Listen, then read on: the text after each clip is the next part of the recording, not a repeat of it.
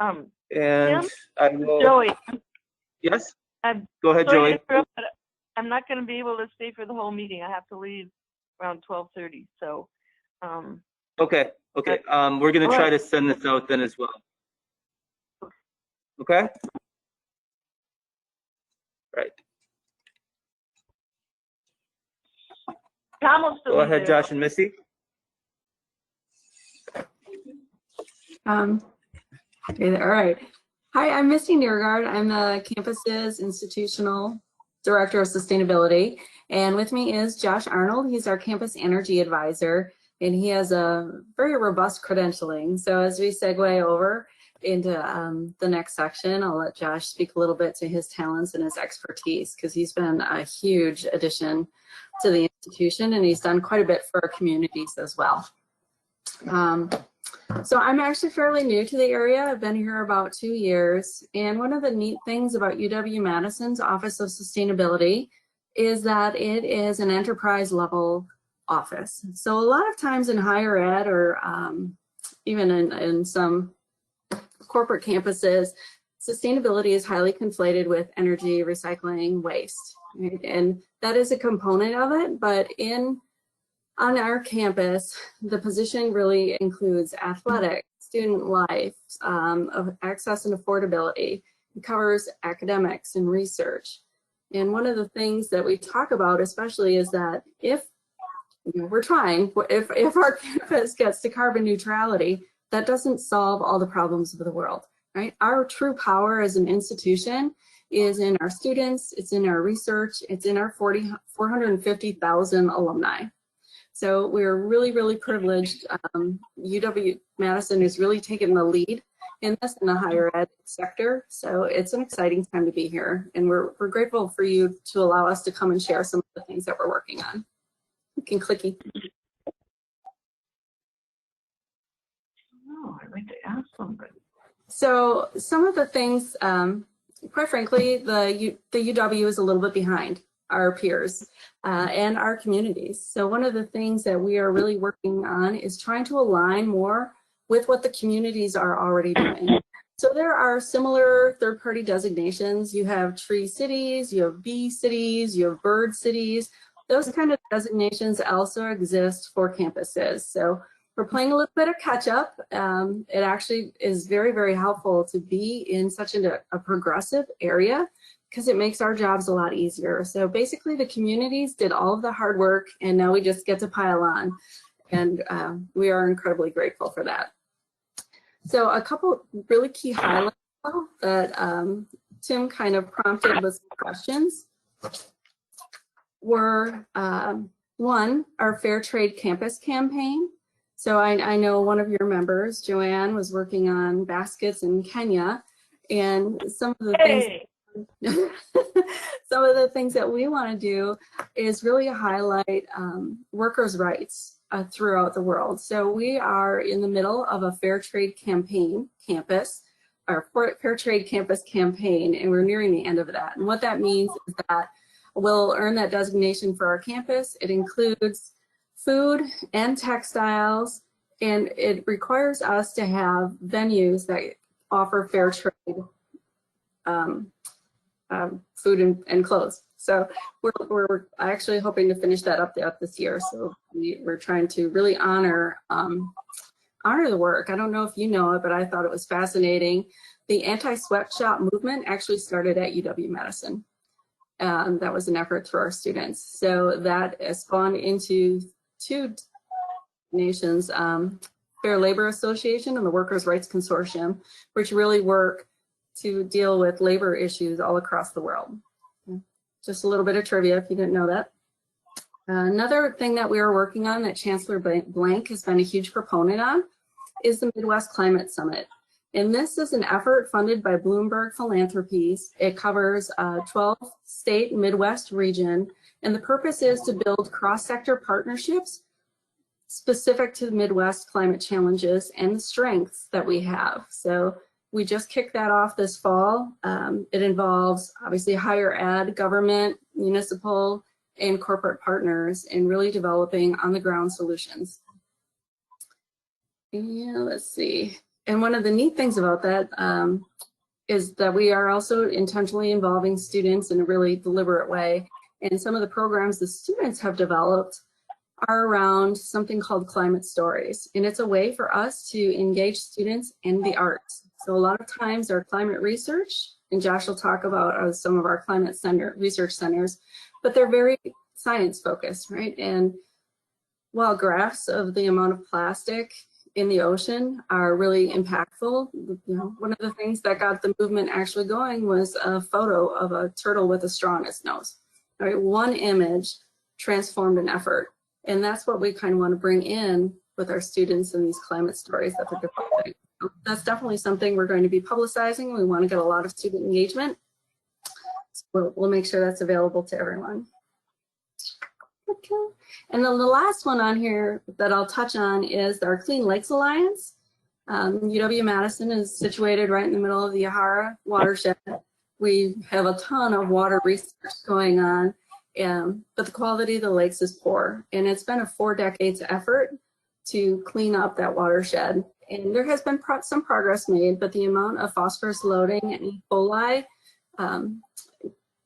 has basically remained steady as a result of climate change. So the chancellor joined as a partner on the Yahara Clean Compact, which gives us opportunity to develop what's called Yahara Clean 3.0. It's the next set of plans and strategies to clean up the Yahara watershed. And I think it's a really dynamic cross-sector partnership. It involves not just agriculture, but home builders and insurance. And it's bringing all of these sectors together to really talk about the value of the lakes and what those impacts are beyond just closing beaches, right? It's property values, it's sustenance fishing. There's a lot of very important things that are related to our lakes and the quality of that water. Just a few things going on. Click.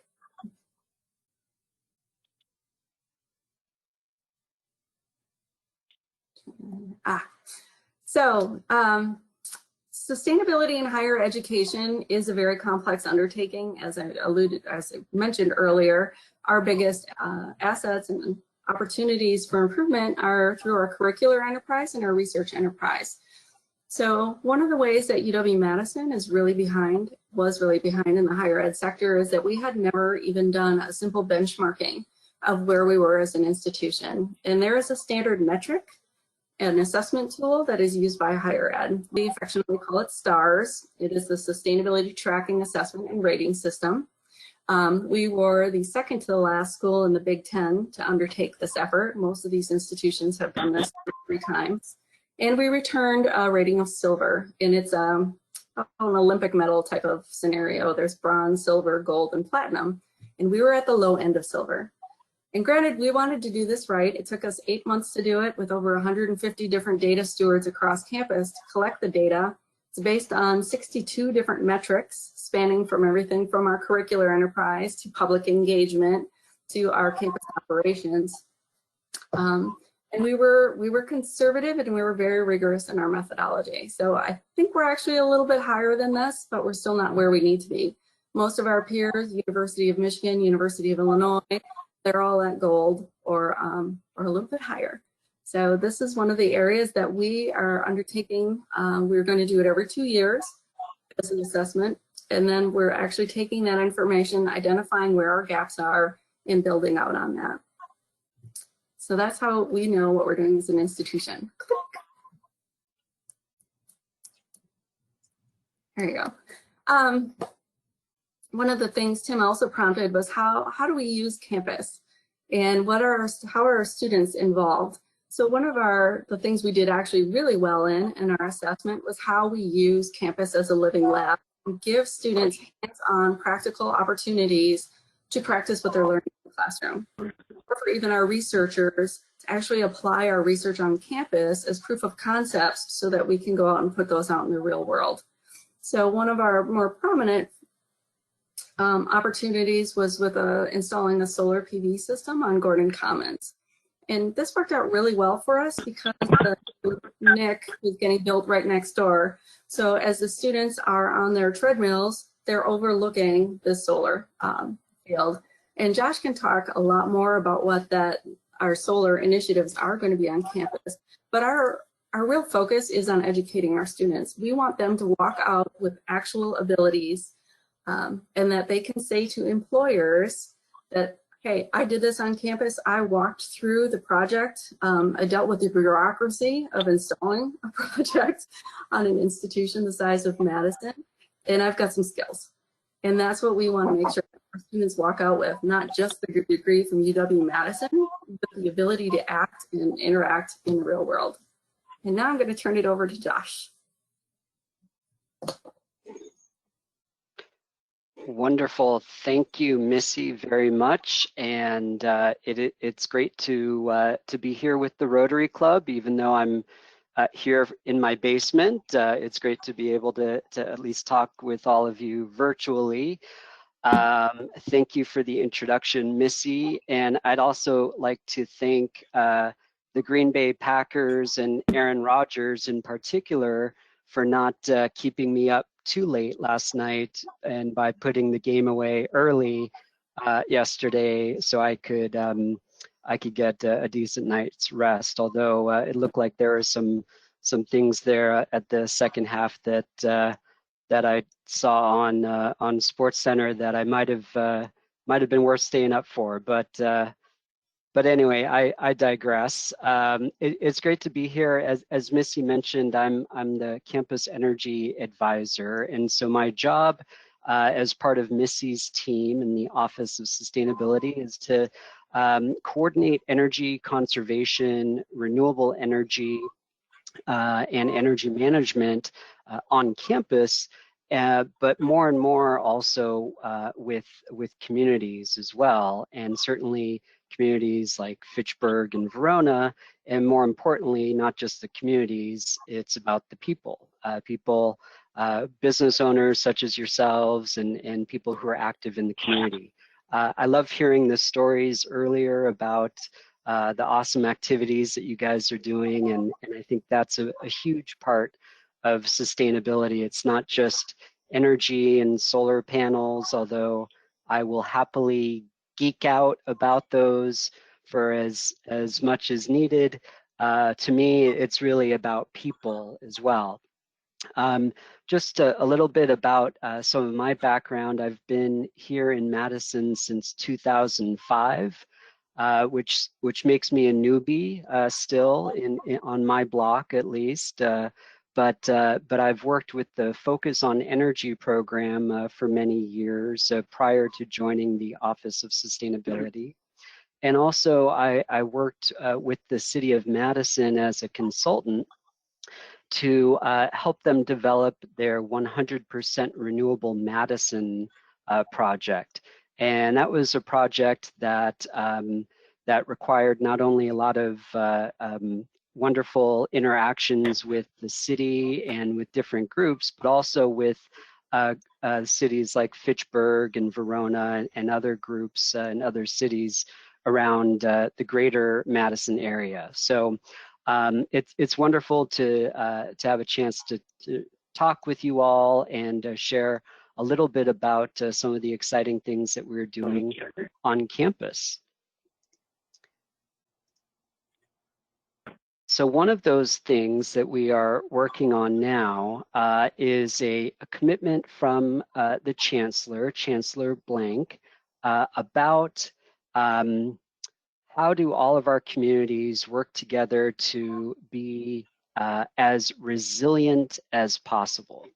And when we think about resilience, really what we're thinking about is our community's ability to bounce back from disasters or bounce back from difficult things. And I know that we've all unfortunately had a very close-hand view of what a difficult thing has been like in terms of dealing with the different issues with the pandemic. And what this project is all about, this Second Nature Resilience Commitment, is about campus working very closely together with our community partners to share ideas and to come up with strategies to help each of us personally, to help each of our businesses, and to help our communities with different aspects of being resilient. And that can mean a lot of different things to a lot of different people. And that's perfectly fine, because we are interested in all kinds of different ideas about how people and institutions can be more resilient.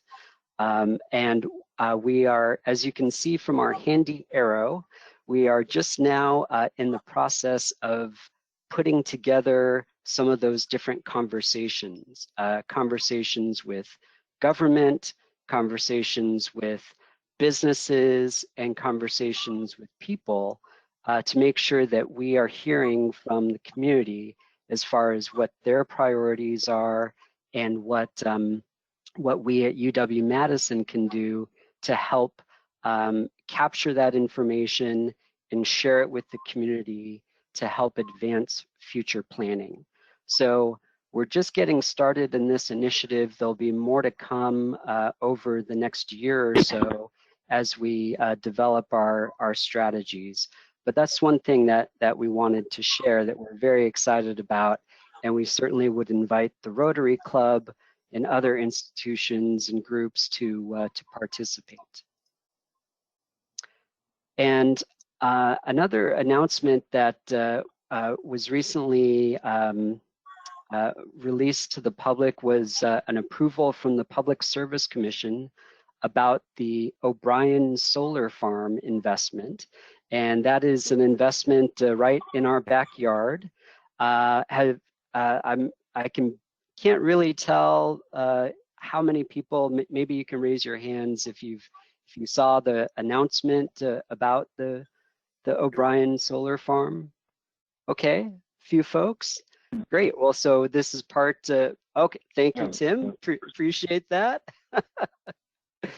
So what this project is this is a way for UW-Madison to make an investment in a renewable energy project that will help UW-Madison increase the amount of renewable energy that we use on campus. And we're working together with MG&E on this project. So this is MG&E's project here, the O'Brien Solar Fields, and they are working with the developer to build out this project. UW-Madison, one of the exciting pieces about being able to be a part of this project is not only being able to have some of that renewable energy for our campus, but also the opportunity for this to be another living lab project. So as Missy was talking about earlier, one of our goals on campus is not only to make our energy cleaner, but also to provide an opportunity for students, for faculty, to be able to do research and be able to learn about solar projects firsthand. And so this is a project we're very excited about because it will provide that opportunity, giving our faculty and students access to be able to conduct research at this project. Another project along these same lines, except at a different scale, is a project that was just announced, in fact, today at the Arboretum Visitor Center at the UW-Madison Arboretum. Many of us have gone to the Arboretum and enjoyed some of the 1,200 acres that we have there in the main area. And of course, we have another 500 acres dispersed throughout the area. And at the visitor center here, we are working with many campus and community partners to put on some new solar panels, and then also to install energy efficient lighting as well. So the lighting project is still in planning, but the solar panels will start going on soon. And another thing that we're really excited about with this one is because of all the people that come to the visitor center, all the student groups, elementary school, middle school students go to the Arboretum Visitor Center. And so the opportunity to raise awareness and provide an educational opportunity was something that we were also very excited about. As you can see, some of our community partners for this project include our Friends of the Arboretum group, which is a huge support for the Arboretum, as well as the Renew Wisconsin Solar for Good program. That is a wonderful grant program that Renew Wisconsin has developed over the last couple of years, as well as our partners at MG&E and Focus on Energy. So those on the community side, and then as well on the campus side, our Green Fund and the student groups Helios and the Sierra Student Coalition.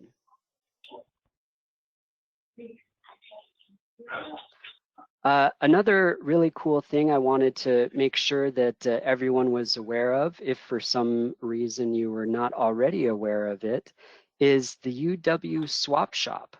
UW Swap Shop is located in Verona, down in the business park area over there near the brewery and the cool things going on over in that area.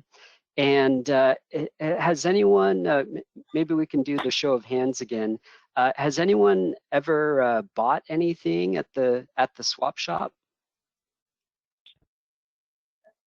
Okay, oh great. I see a hand, Marissa, thank you for that. And of course, Missy and myself. In fact, this dry erase board right behind me is from the UW Swap Shop.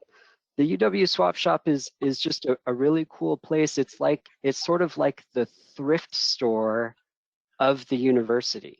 So when departments and different campus groups don't have a need for some of their equipment, rather than just throw it in the landfill or leave it out on the sidewalk, we bring it to the UW Swap Shop, and the swap shop catalogs the equipment and makes it available for purchase, either from campus groups or from the public.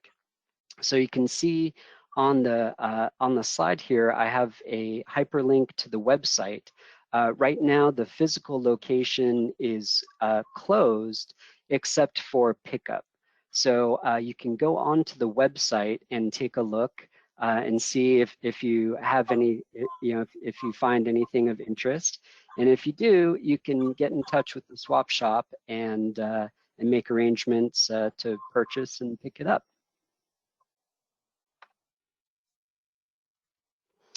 Another aspect of sustainability that we're working on campus and in the larger community also has to do with tracking the use and flow of resources and making sure that we are aligned with our community as far as how we are promoting recycling and how we are managing our resources.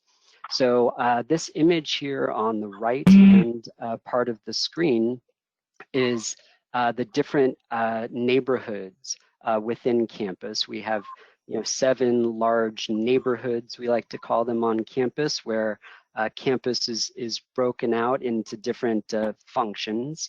And one of our new staff at the office is the former director of Waste Cap, Wisconsin, Travis. And Travis is working with students and mapping out where all of our resource collection cans, we like to call them resource collection cans, trash cans, but also recycling cans. And that's one way that we are getting a better understanding on how resources currently flow within campus, and then over time, our intention is to optimize the resource flow, and whether that means moving the locations of cans, changing the sizes of cans, receptacles, or even changing some of the signage as well. So another way where we're looking to make up some ground from places like Fitchburg, which is of course the recycling capital of Wisconsin and the world, really. So that's another area, another way on campus that we're looking to make up some ground from some of the great things that have been happening in the larger community. One other thing that we'd like to share that we're proud of on campus is some of the information we have around commuting, and also on offering options for people who visit campus. So on the first, the photo here is an image of one of our EV charging stations. We are building out some EV or electric vehicle charging stations around campus. We won't have enough for everyone to come onto campus and charge their vehicles all day long. That's not really the intention. But what the intention is that if you're coming to campus for a meeting, or if you need to be there for a half-day event or seminar or something, we'll have at least a sufficient number of charging stations at all of the visitor lots so that our visitors can come and charge if they're on campus.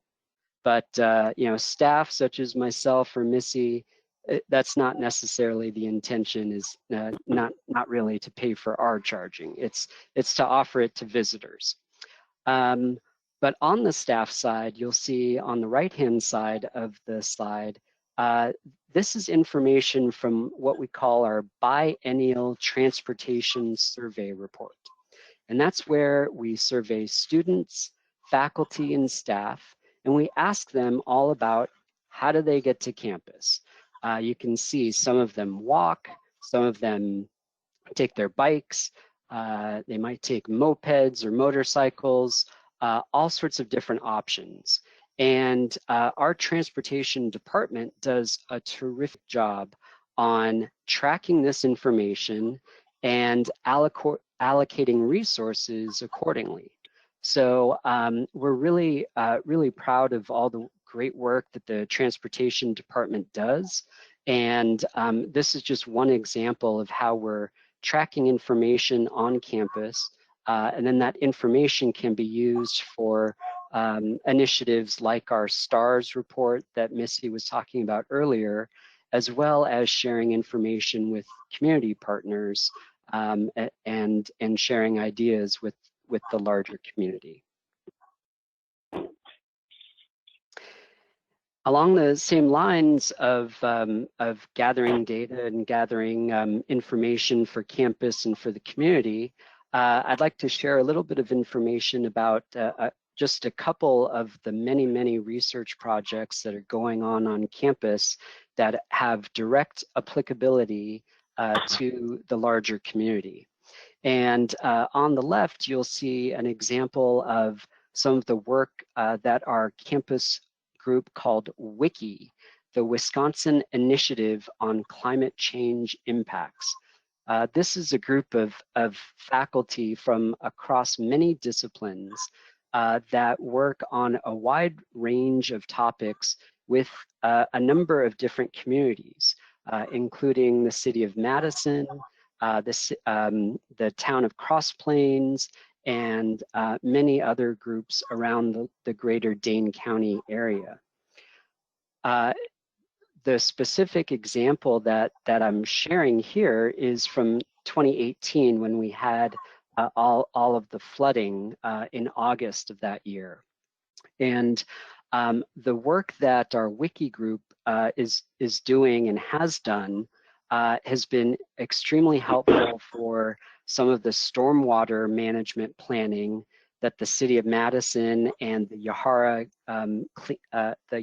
Compact and the Clean Lakes Alliance have been using to think about how we need to configure our stormwater to be able to accommodate some of these more extreme rain events, and most importantly, to try to minimize any type of damage to property and to our communities and any loss of human life.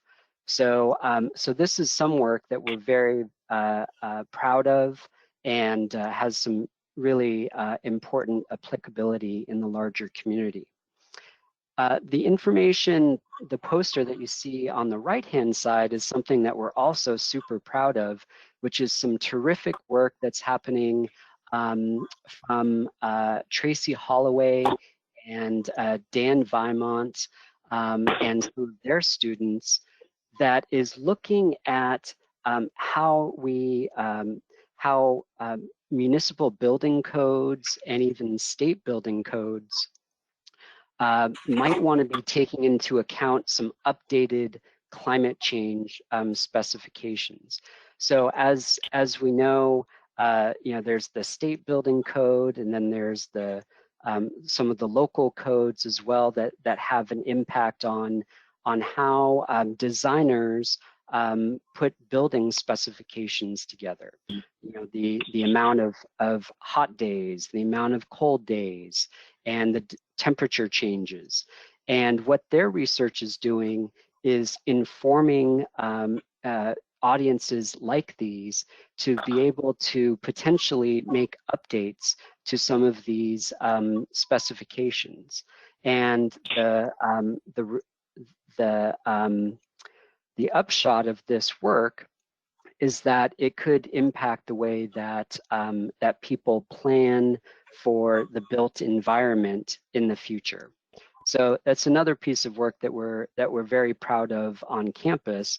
And these two examples are just two of hundreds and hundreds of projects, faculty, staff, and students that work on not only on our main campus, but as part of UW Extension and really throughout throughout the entire state.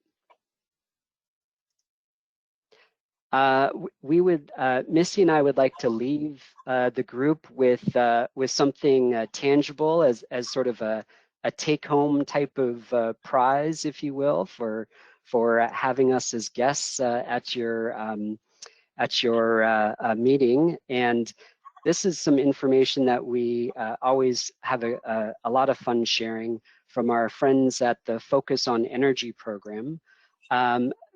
Not everyone is aware that you can order a home energy savings kit from the Focus on Energy program, and these kits, for eligible customers, you can order a kit, and they might include light bulbs or a smart device charger, or maybe some pipe wrap. You see these images on the right-hand part of the screen. But you can go to this website down at the bottom of the screen, and you can find out if you're an eligible customer. If you're a customer of MG&E or Alliant, then you are an eligible customer. And you can order one of these packs and have it delivered straight to your home. And it's quite useful. We're excited on campus. We're going to be doing a promotion with the Focus on Energy program to get the word out to our staff and faculty about these kits. And we wanted to give you all at the Rotary Club a little advance preview of this initiative. So here's our contact information, and this is kind of a fun image. So this is an image of campus through the lens of a website called Google Project Sunroof. And what Project Sunroof is all about is looking at maps and identifying the solar energy potential in a map. And the cool thing about Google Project Sunroof is that it's part of Google Maps, so you can look up pretty much anywhere and find out where the solar potential is. So you may recognize here on the left-hand side of the screen, you'll see the Memorial Union Terrace, and you can see that this light orange on the terrace makes it potentially a really good candidate for solar panels.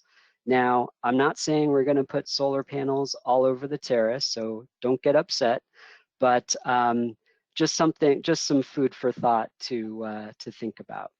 So again, here's our contact information. We are, again, so happy to have had the opportunity to share some information with you, and we'll be happy to take any questions. And if for some strange reason we can't answer your questions, we have brought a friend who can, and that's of course the Ask Bucky website or information. So if for any reason we can't answer your question, you can always just go ahead and ask Bucky.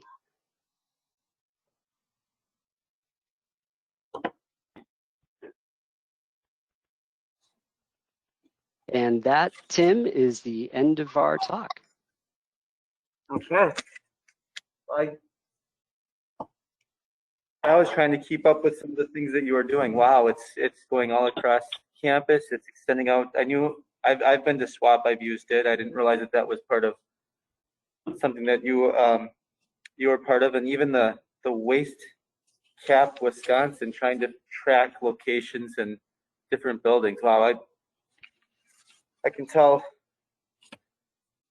you've got your hands full trying to track down things throughout UW-Madison. That's for sure. I was curious with the Silver Star rating and how long that rating's been. I know that we just went for that, is what Missy was saying. But how long have they been tracking universities and rating different universities through that? So the first pilot for that came out in 2009, and the institution that I came from was part of that pilot program. So it's a little, it gets better each time, so it's iterative, but it definitely makes it a little harder to track through progress when they change the credits or the value of the credits or the methods for the credits each time. So it is now actually just got updated again since we did it. So there were 62 credits for the last one, now there's 63. So it's a refining process, but yeah, the institution's been missing out for at least 11 years. Okay.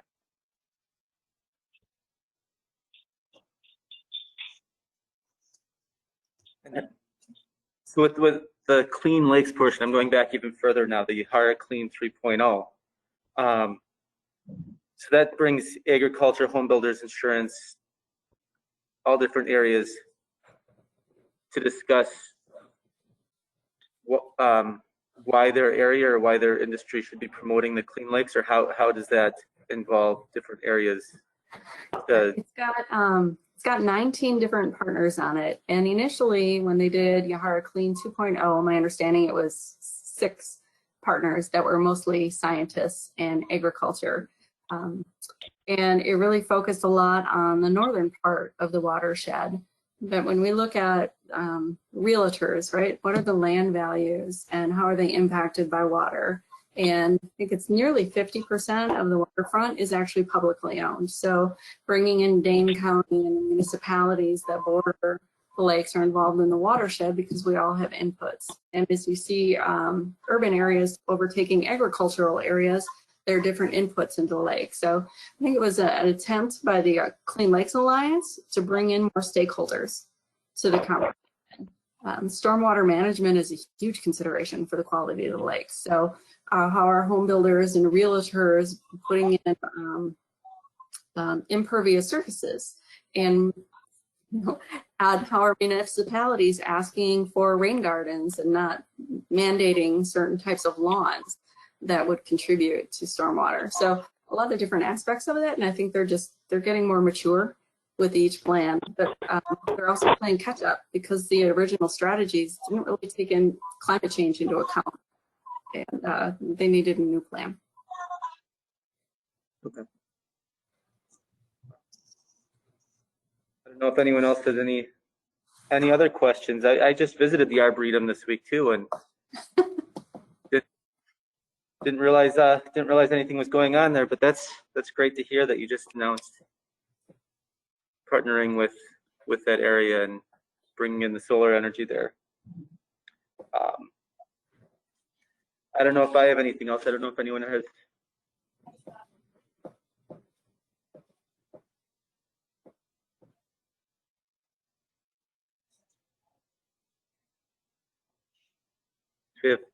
We have Hannah here saying that she thought that it was very enlightening. She didn't know everything that, or much of what UW was bringing into the environmental aspect in the area, and how they're helping both the UW and the communities around us. So Thank you, yes, Hannah. thank you.